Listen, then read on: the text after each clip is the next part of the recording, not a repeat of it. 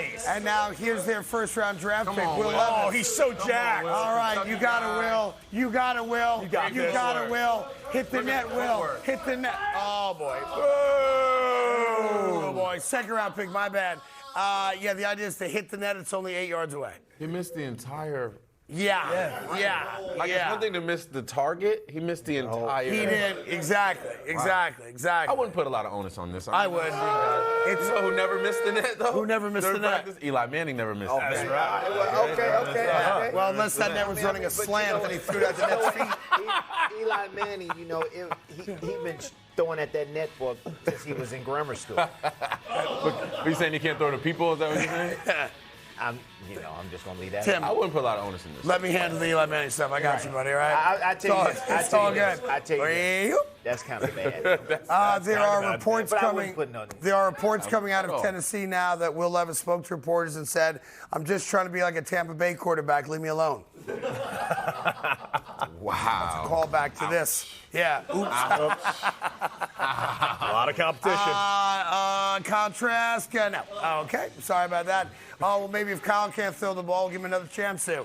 No. Okay, well, we got Baker Mayfield, so we know he can throw the football. No. That's not going to happen there either. And that's why I'm not worried about either of those two teams doing anything this year. Because they don't have a quarterback who can throw an 8-yard pass. Third and football. Okay, the best tight end that nobody talks about is Mark Andrews. Mark Andrews has been getting it done in Baltimore, and he's the happiest guy in the world that Lamar Jackson signed that contract. Let's hear from the stud tight end himself. Go ahead, Mark Andrews. Just thank God, man. It's a lot of stress, just relief, obviously. And yeah, I'm just happy, man. I'm happy he's here. I'm happy he's here for good. And like I always say, man, that's my quarterback. That is his quarterback. They have depth at wide receiver. Get a couple guys back who aren't healthy. You have a top 3 tight end in the league in Mark Andrews. Can we anoint the Baltimore Ravens now, Vic, as the best team in the AFC North, or is that still Cincinnati? I think they're being... It's Baltimore, right? I agree 100%. Still Cincinnati for sure, but watch out for this Ravens team, man. They got some talent. They got Lamar locked in. He's going to be coming with a different mindset this year.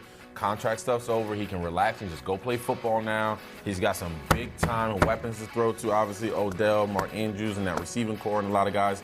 Look out for this team to make a really big Super Bowl push, not just a playoff push, but they can make Super Bowl rush. Super Bowl. Mark down the date, everybody. Victor Cruz has Baltimore making a Super Bowl run. On June 2nd. Look, I know every year. We're making early summer predictions. Yeah, why not? Every year's its own kind of vacuum, right, season-wise. But last year, Baltimore damn near beat Cincinnati in Cincinnati in that playoff game. And if not for a fumble on the 1-yard line or inside the 1, they do win that game without Lamar and without a healthy wide receiver. Now, insert an Odell Beckham in there who makes 1, 2, 3 splash plays in that game potentially. It could be a different outcome. New offensive coordinator, much more reliant on throwing the ball, much less reliant on having a plodding running attack. Baltimore's for real. Now, doesn't mean they're going to win the division. Yeah, of course. But you're going to be hearing about Baltimore in long. late December and into January. That tight end, did you see the smile on his face? Yeah. He was very happy. I bet. Yes, he was. Tim Hardaway has just become a people person. Look at that. Yes. Overnight. Look at that. I just like him, His energy was good. His energy was great. Yeah, okay, fourth and football. The Chicago Bears will not make the playoffs this year. Foul the play on the 3-2 fourth down. Okay, fourth in football. Micah Parsons, who's arguably the best defensive player in the league right now, said it's going to be a really cool year for him because he's going to be playing not just one position or 2 or 3 or 4 or 5 or 6 or 7, but he's going to play 8 positions this year. He said 8 positions, and he's doing that for contractual reasons because you cannot compare that to anybody else. He will get $300 million a year when he becomes a free agent. Is QB one of them? Because they can really use it. I got you over there, Cody. See what he did? He made a joke about Dak Prescott. Because he throws interceptions. Thank you. And I'm going to give you a little bonus play because I want to. First in football, it's now 5th down. My rules. Josh McDaniels, the embattled head coach of the Vegas Raiders, is not worried about Jimmy G, liar. And let's hear what he had to say at a press conference about the status and health of his new quarterback. Go ahead and play it, boys. I have no anxiety. You guys might have anxiety. Is there? I don't have any anxiety. I'm not going to put a timeline or a day on anything, but like I said, I have no anxiety. No Feel pretty good about it.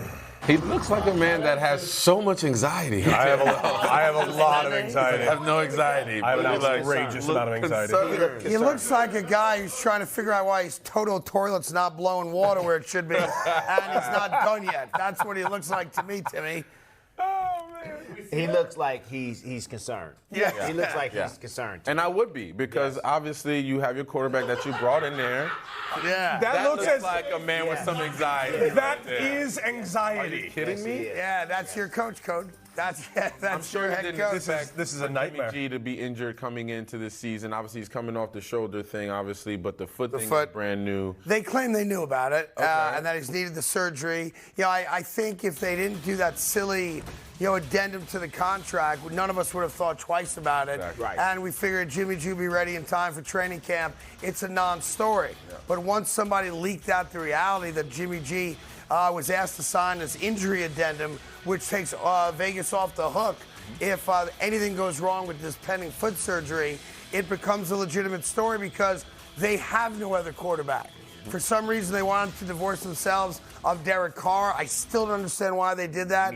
Outside, if you want to make the argument, Derek Carr never won a playoff game. Mm-hmm. So at some point, you got to move on from that. I get that part of it. But, Jimmy G's hurt.